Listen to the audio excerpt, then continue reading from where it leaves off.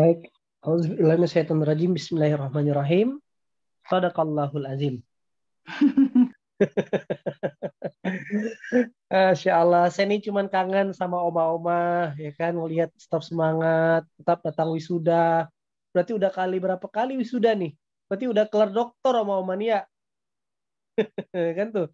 Lihat Oma Sumaryanti. Oma Sumaryanti berapa usianya Oma? Mbah, berapa usianya? Ah, 66. berapa? 66. 66. Oh, Masya Allah. Baik, sehat selalu, panjang umur. Semoga Allah izinkan sampai lagi ke Baitullah. Bisa setoran hafalan di depan multazam.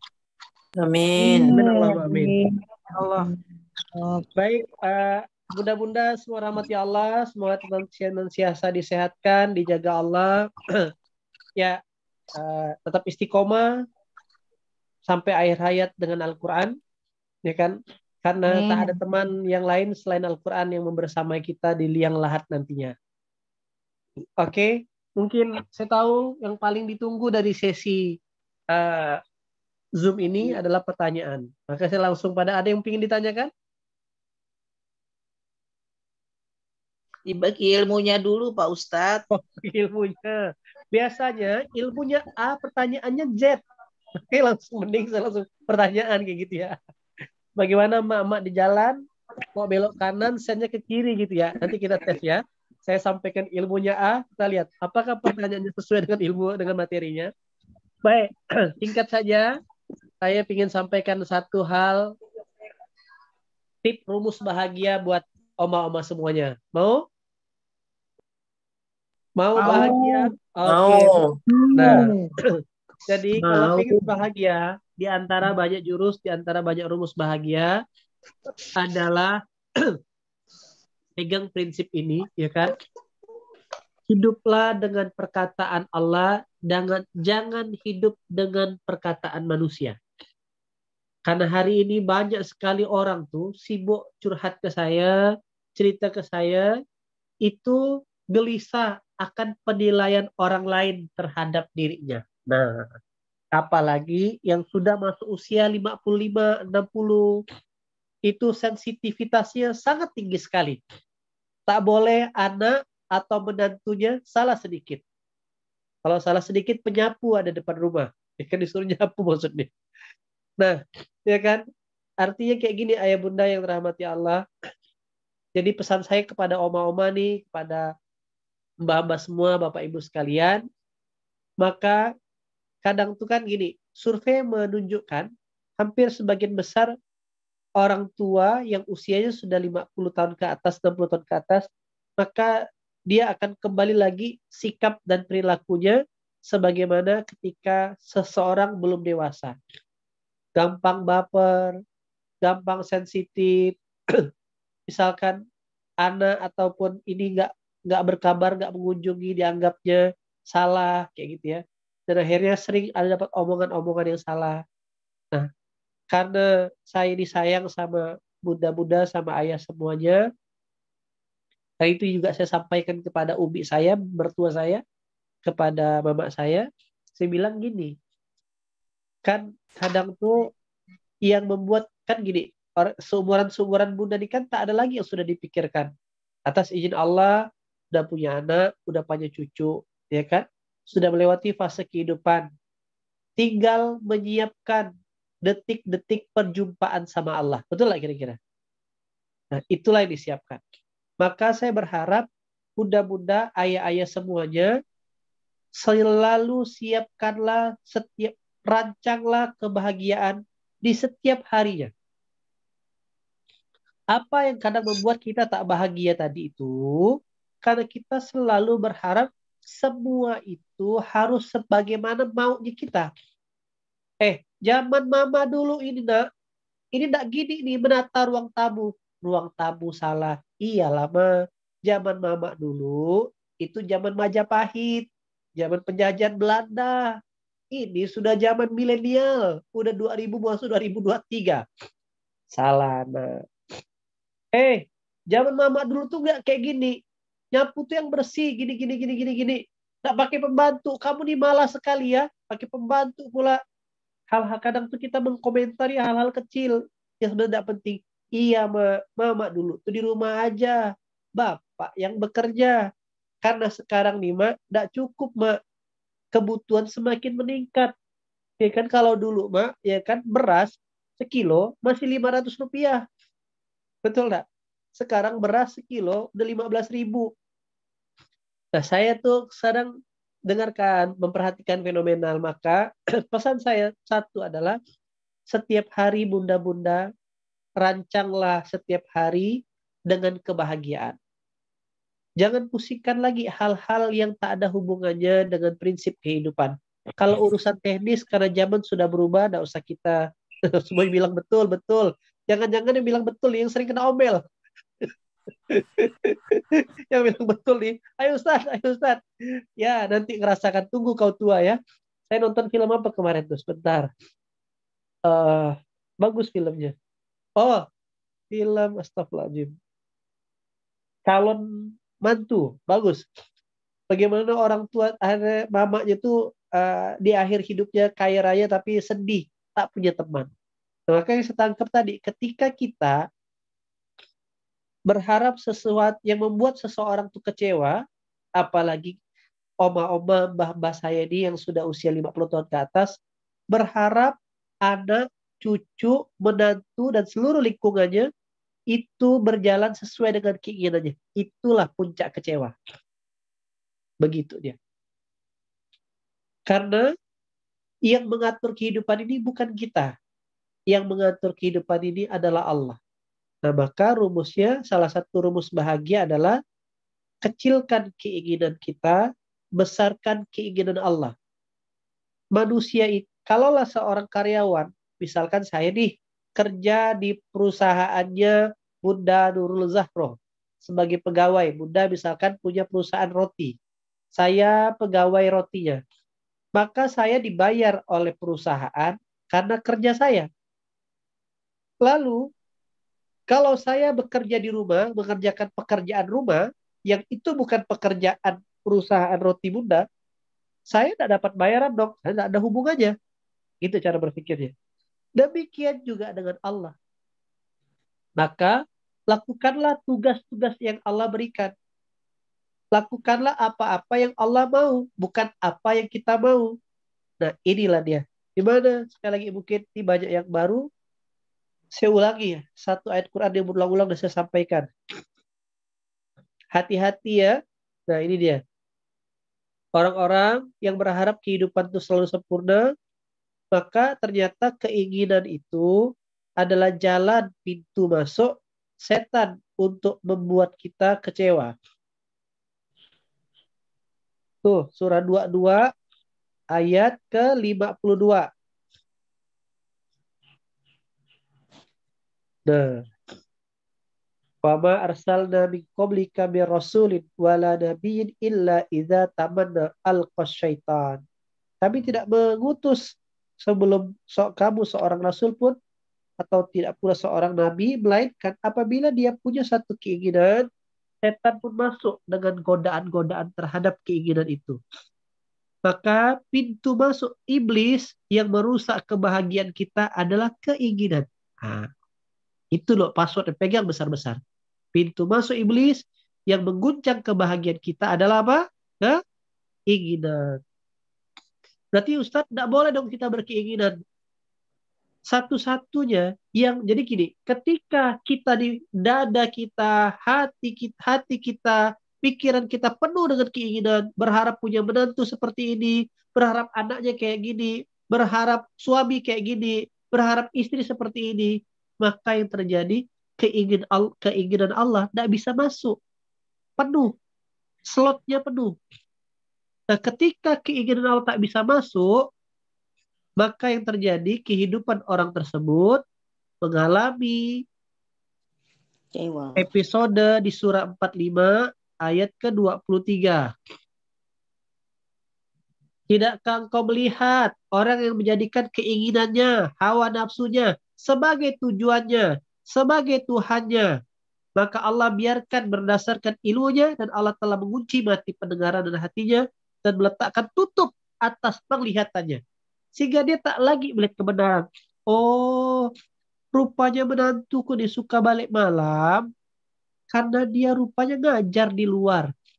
Tapi karena dia berharap bagaimana dia dulu diperlakukan sebagai menantu oleh mertuanya zaman dulu yang harusnya jam 4 sore sudah pulang ke rumah, akhirnya jadi salah. Padahal mungkin menantu gak jelaskan, punya kegiatan, punya taklim di luar. Kamu nih jadi perempuan jadi menantu, harusnya malam sudah rumah dan sebagainya. Nah, kadang banyak rumah tangga itu tidak bahagia hanya hal-hal remeh-temeh. Kenapa? Karena Allah sudah kunci penglihatannya. Tak mampu lagi melihat kebenaran. Ini yang sakit. Nah, oke. Dan apa yang terjadi ketika Allah sudah tutup penglihatannya, ya kan? Maka siapakah yang mampu memberikannya petunjuk sesudah Allah membiarkannya sesat? Inilah dia, na'udzubillah min dzalik. Nah, maka ya bunda rahmati Allah, kita belajar dari surah An-Nazi'at yang tadi hari ini kita bacakan. Baca. Ya, malam.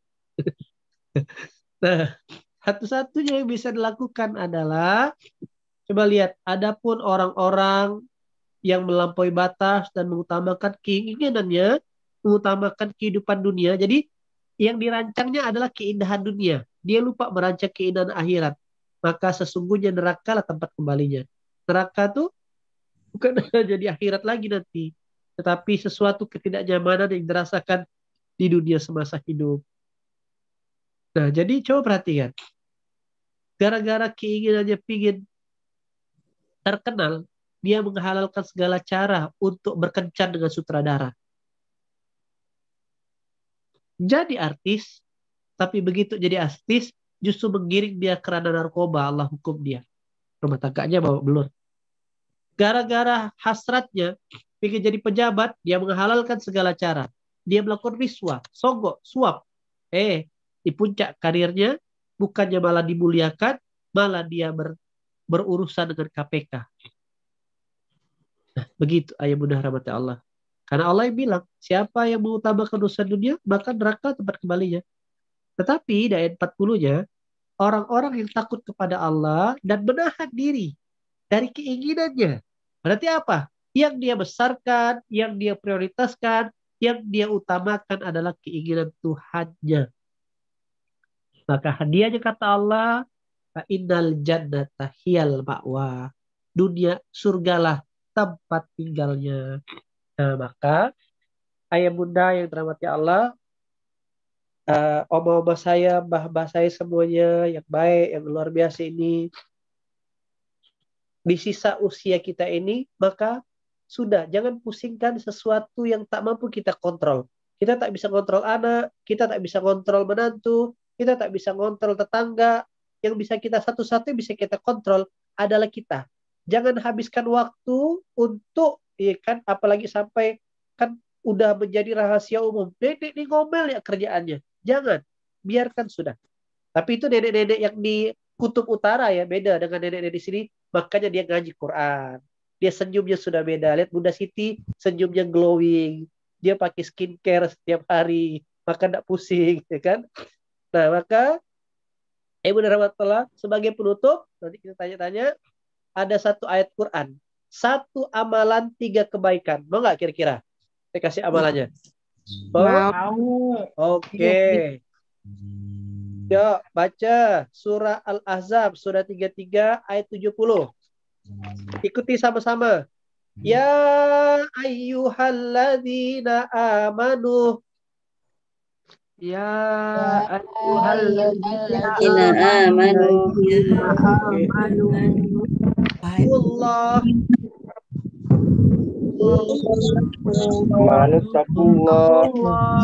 wa qulu qawlan sadida.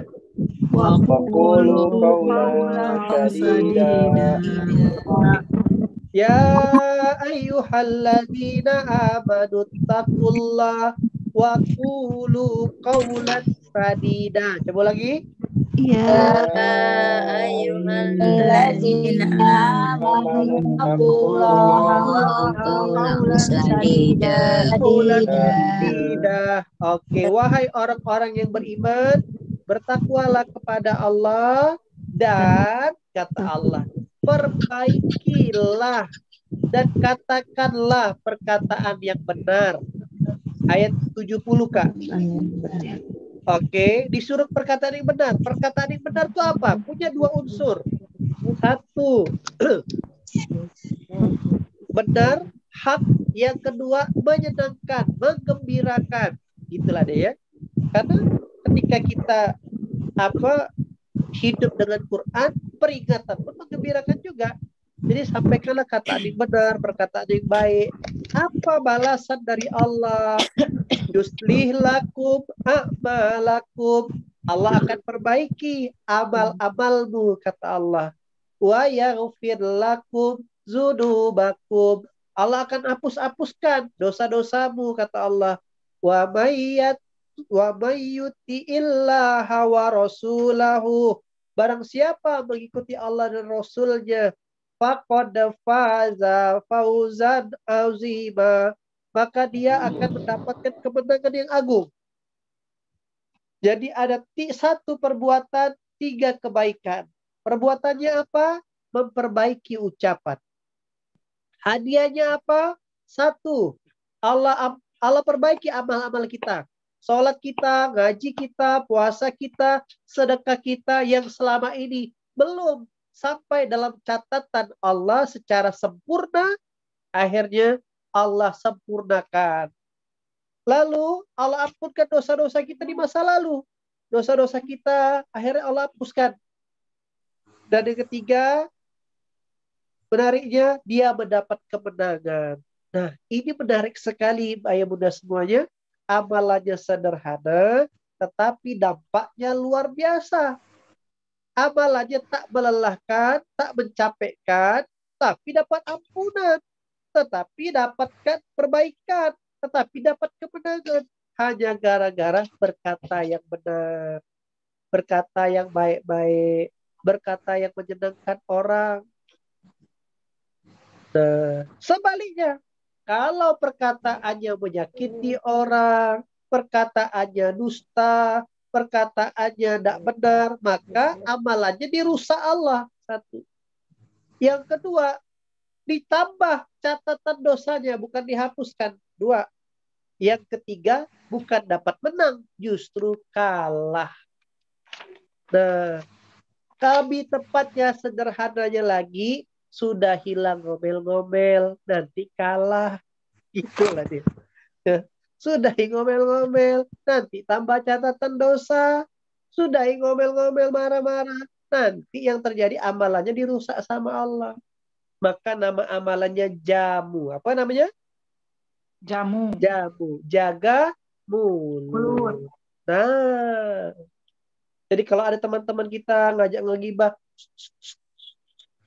gitu langsung jaga mulut. Jangan mulai gaya yang bersambut. Apa Jang? Coba Jang ceritain Jang. Ya udah, ya saya dengar enggak. Wah, kita ikutan rusak. Nah, ini dia, saya baru paham.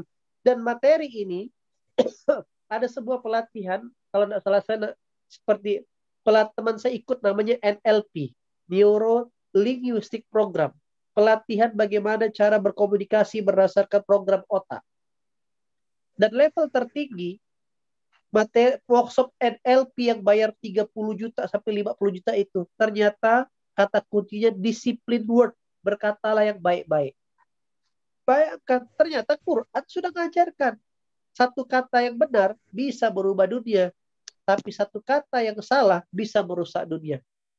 Begitu ayah bunda yang terhormati Allah. Oke, siap praktek?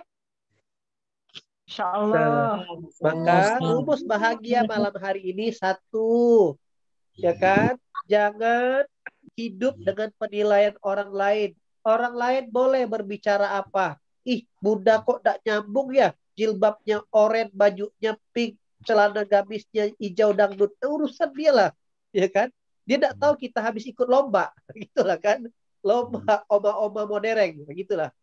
Nah, jadi jangan dengarkan omongan orang lain. Hiduplah dalam penilaian Allah. Dia boleh berbicara, tapi kita punya hak untuk tidak mendengarkan. Yang kedua, rumus bahagia. Jangan memaksakan semua keinginan kita. Kecilkan keinginan kita, biar keinginan Allah yang masuk. Begitu keinginan Allah yang masuk dalam diri kita, maka bertabur hadiah kehidupan kita. Dan yang ketiga, agar hidup bahagia, jaga apa? Mulut. Jaga mulut. Oke. Jaga lisan.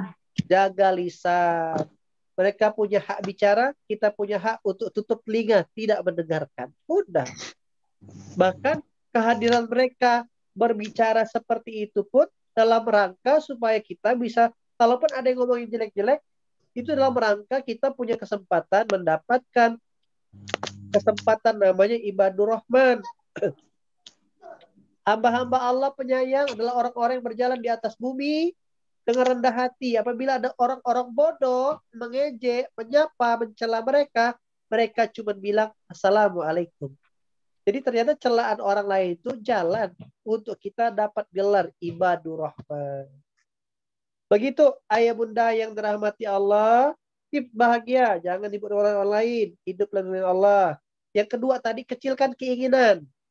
Oke, yang ketiga, jaga mulut. Seperti itu ayah bunda yang dirahmati Allah, ya kan? Semoga bisa diamalkan, dipraktekkan, bisa dijalani.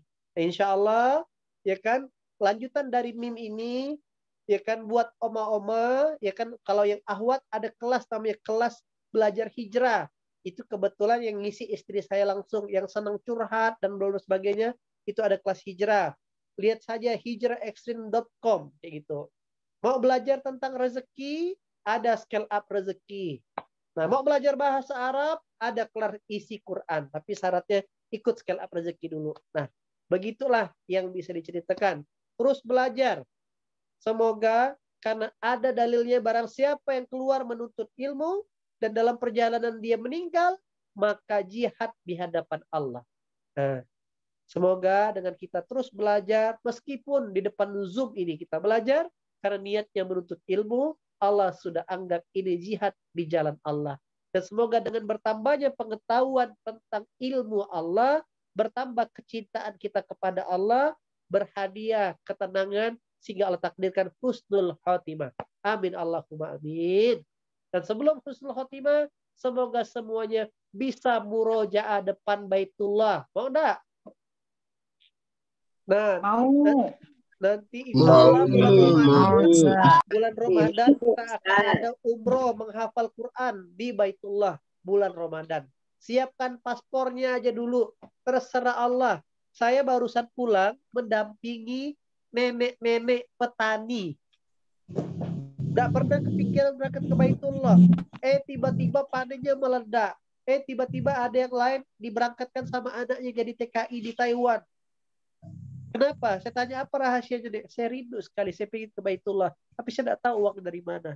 Maka pantaskan saja niatnya, caranya bikin paspor. Semoga nanti kita bisa murojaah depan multazam. Siap? Insya Allah. Oke, insya Allah ya. Nah, Ibu dan rahmati Allah, itu yang bisa disampaikan. Itu udah ada link di kolom komen tentang scale up rezeki. Nanti tanyakan, nanti Kak Siti bisa tuliskan, ya kan? Dan informasi ininya. Nah, jika ada itu yang bisa saya sampaikan, jika ada yang diskusikan, tanyakan, silakan saya kembalikan kepada Bang Salman yang ganteng dan luar biasa, host terbaik tahun 2023 ini. 2023. Assalamualaikum warahmatullahi wabarakatuh. Waalaikumsalam warahmatullahi wabarakatuh. Waalaikumsalam warahmatullahi wabarakatuh. Syukran jazakallah khair kepada Kiai atas materi yang luar biasa. Nah, sesuai dengan kalimat terakhir dari Kiai tadi, mungkin ada yang mau bertanya. Nah, dari ayah bunda sekalian, dipersilahkan ya kalau misalkan ada yang mau ditanyakan terkait dengan materi yang disampaikan barusan. Nah, dipersilahkan bagi yang mau bisa open mic.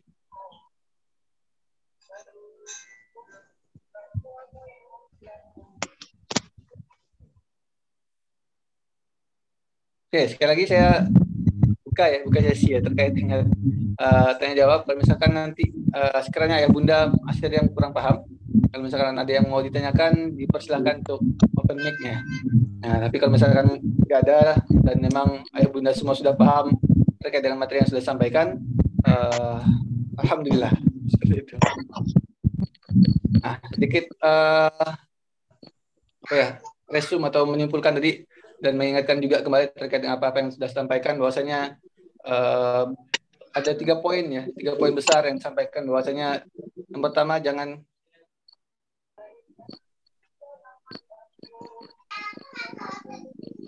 ada yang menanya nih Kai. Mau tanya, kalau di komen kita diam saja atau gimana? Nah, ini kayak lebih kepada ke poin pertama tadi ya, terkait dengan jangan terlalu mendengarkan apa yang dikatakan atau dilantunkan atau oleh orang lain kepada diri kita. Ada 2 tipe manusia. Satu benar-benar bertanya. Kalau bertanya kita bantu jawab. Tapi kalau yang mempertanyakan, tidak apa-apa, tidak usah direspon. Karena hobi dia ketika kita ngebalas. Nah, saya pun sama tuh misalkan di konten-konten saya, kan kita tak bisa menilai orang dari 1 menit videonya. Betul nggak? Kadang kan itu punya banyak perspektif gitu ya. Nah, saya tuh selalu berpikir positive thinking terhadap konten-konten dakwah, konten-konten kebaikan. Dan tak pernah satu kali pun memposting atau mengkomentari hal yang buruk. Karena tak ada hubungannya juga dengan surga saya. Jadi ketika ada yang kadang berkomentar yang salah terhadap apa yang kita lakukan, kita posting, lihat dulu siapa. Kalau yang mengkomentari orangnya kapasitasnya misalkan guru kita, mungkin kita salah. Tapi kalau levelnya orang yang mungkin netizen, haters, yang tak ada hubungannya, lebih baik tidak usah diladen, tidak usah dijawab, karena hobi dia adalah debat. Nah, itulah iblisnya. Nah, jadi lebih baik tinggalkan, karena meninggalkan perdebatan itu bagian daripada sunnahnya Rasulullah. Gitu, Kak. Gitu, Bunda. Tip.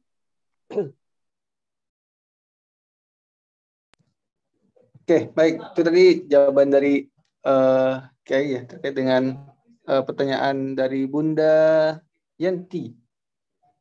Ini Saya lagi baca mau... aja. Saya baca aja Bang Salman ya. Satu-satu ya, bercepat ya. Siap, Assalamualaikum. Apakah boleh ya kita punya keinginan besar, harapan besar kepada pasangan kita, kejar jalan Allah supaya menjauhi maksiat? Boleh. Amat sangat boleh. Nah, hanya saja butuh metodologinya. Kebanyakan orang jadi selalu ayat sabar, selalu ayat kebenaran dikunci dengan ayat sabar. Wa tawasau bil haq, sampaikan kebenaran, tawasau bisab, dan nasihati dalam kesabaran. Nah, kita punya pasangan, punya suami, belum hijrah. Oke? Dakwah terbaik itu bukan dakwah lisan. Dakwah terbaik itu adalah yang ditunjukkan dengan keteladanan, dengan contoh. Capek kita bilang sholat lapa, dia tak sholat. Nah, ujung-ujungnya gara-gara kita memaksa dia sholat, yang terjadi setan masuk, berantem, suami malah tidak betah di rumah, bukan malah mendekat ke objek dakwah, malah menjauhi objek dakwah. Suami malah sering nongkrong ke warung kopi, kenal dengan perempuan yang tidak marah-marahkan dia. Dari ciri tidak sholat, bahkan dia mendekati maksiat. Auzubillah min dzalik misalkan. Nah, malah maksiatnya nambah. Maka dakwah itu harus dilakukan dengan kebenaran itu, dengan basiran, dengan kabar gembira. Jadi ada metodologinya. Berharap boleh. Berharap amat sangat boleh. Jadi dakwah itu 3. Dakwah by lisan. Pak, sholat Pak. Tidak pas sama anak-anak. Masih juga tidak bergerak. Kita tunjukkan sholat. Tapi jangan ketusin. Kamu tidak sholat. Jangan. Terakhir, kalau lisan kita, lalu tindakan contoh kita tak juga membuat dia berubah, maka dakwah terakhir dengan doa. Dakwah bil doa.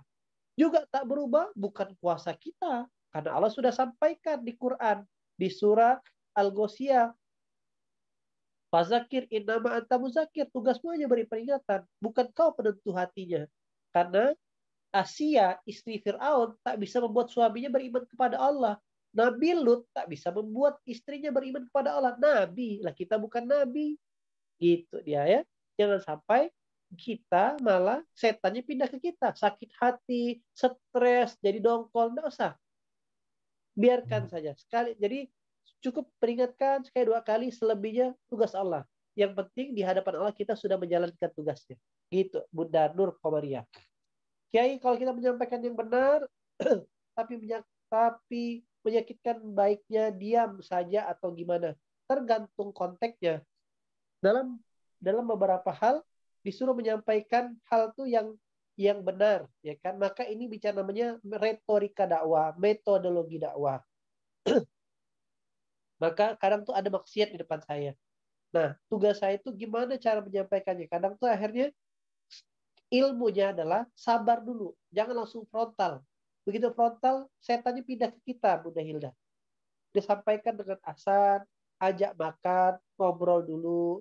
Izin ya Pak, izin ya Paman, izin ya Bos, izin ya Mbak. Saya ini sayang, saya ingin menyampaikan. Gitu dia. Karena sejatinya orang tuh tidak senang dinasehati kalau dia tidak minta. Nasihat terburuk dalam kehidupan adalah nasihat yang tidak pernah diminta. Nasihat terburuk adalah nasihat yang tidak diminta. Nah, maka saya kalau orang tidak minta, tidak saya ngobrol-ngobrol. Tapi kalau dia datang, Kiai mohon nasihatnya, saya sampaikan yang benar. Gitu dia. Kiai kalau ngajak gibah orang lebih tua dari kita, gimana bisa? Kalau ngajak gini, saya itu kan pasti kan ngomongin keburukan. Maka respon saya sederhana. Iya Bunda, iya Pak, iya Bu. Kita doainlah semoga yang terbaik buat dia. Daripada kita khawatirnya kita menceritakan dia, setannya pindah ke kita. Itu aja. Nah, doakan aja. Jadi wasilah mungkin doa kita, dia bisa berubah lebih baik. Itu caranya. Bagaimana cara memperbesar kesabaran kita dengan orang yang selalu membuat masalah dengan kita? Sebenarnya caranya adalah, ya kan, kalau dia terus membuat masalah, tandanya kita belum lulus meresponnya, Bunda Dwi. Masalah itu akan habis ketika kita benar cara menyikapinya. Gimana cara Rasulullah menyikapi Abu Jahal sama Abu Lahab? Ya kan? Iya, dia tetap boleh bikin masalah. Ya kan? Caranya jangan dibalas. Gimana ayatnya? Di surah, kalau mau ikut pakai Quran, lihatlah surah 41 ayat 44.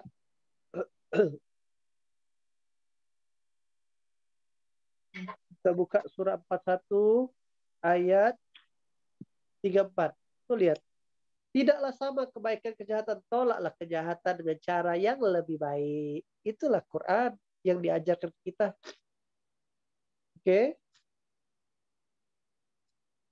Bagaimana cara memperbesar? Saat saya tidak mendengar suara saya, Pak Yai, saya ikut MIM, ikut kajian, ikut apabila acara MIM tidak izin dulu suami, itu berdosa apa enggak Pak Yai? Dosa atau enggak tuh kan bukan ada pelanggaran. Yang berdosa tuh kecuali ada syariat yang kita lakukan. Cuman bedanya dengan izin suami itu dapat ridho. Nah, dapat ridho itu lebih mahal. Dapat keberkahan ilmu. Ustadz, cara menjauh dari perbuatan buruk adalah selalu sibukkan diri dengan perbuatan baik. Orang yang tak punya kesibukan amal soleh, maka pasti melakukan amal salah. Tak ada kerjaan, maka sibuknya akhirnya lihat status orang. Akhirnya sakit hati. Akhirnya terlibat dengan status-status gosip. Maka caranya sibukkan dengan amal soleh, dengan kegiatan. Syarat untuk dapat sekalian rezeki, silakan buka aja webnya Kak. Nanti di sana ada penjelasannya. Oke, itu rasa-rasanya. Tanya apakah kita belajar orang dengan langsung, pahalanya apakah sama? Wallahu a'lam bishawab, karena saya bukan malaikat yang tidak tahu, ya kan?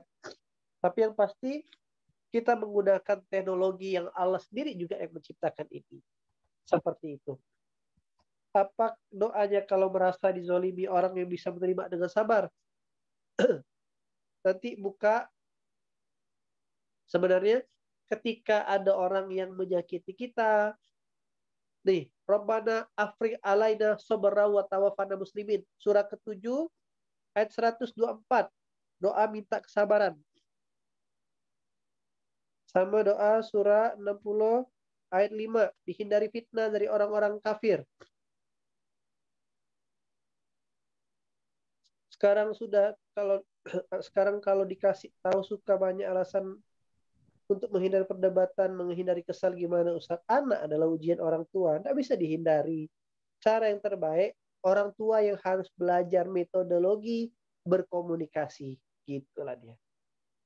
Karena hati dia punya Allah. Ajarkan dia dengan hikmah. Karena rumus untuk dinasihati itu adalah, rumus untuk bisa menasihati, dicintai dulu, baru diikuti. Kalau sebagai orang tua tidak dicintai anak, gimana anak mau ngikut kita? Nah gitu, dicintai dulu. Gimana cinta? Kasih perhatian, kasih yang dia senang dulu. Baru, ini kita nggak pernah kasih perhatian, nggak pernah kasih yang dia suka, tiba-tiba nuntut, itu yang nggak masuk. Itu dia. Itu ayah bunda yang rahmati Allah. Terasa sudah 2 jam kita bersama. Masya Allah, tabarakallah. Ya kan? Semoga senantiasa istiqomah. Jangan pernah berhenti dalam menghafal Quran. Ya kan? Tugas kita berproses saja. Urusan hasilnya urusan Allah. Maka yang mahal dari oma-oma, bunda-bunda ini, ya kan, adalah keistiqomahnya. Semoga sampai wafat kita tetap dicatat sebagai orang yang hafal Quran. Seperti Amin. Ya, tetap istiqomah ya. Sampai jumpa di kelas Scale Up Rezeki, isi Quran, belajar bahasa Arab, pendalaman daripada BIM itu ada di isi Quran. Dan semoga kita terus bisa belajar, dan semoga jadi jalan kita bisa dapatkan syafaat dengan Rasulullah, karena kita mencintai apa yang dia perjuangkan. Makasih, yang baik-baik dari Allah, yang kadang kurang dari saya pribadi, jauh di mata, dekat dalam doa, bersaudara sampai surga. Sampai jumpa di Baitullah. Assalamualaikum warahmatullahi wabarakatuh. Waalaikumsalam warahmatullahi wabarakatuh.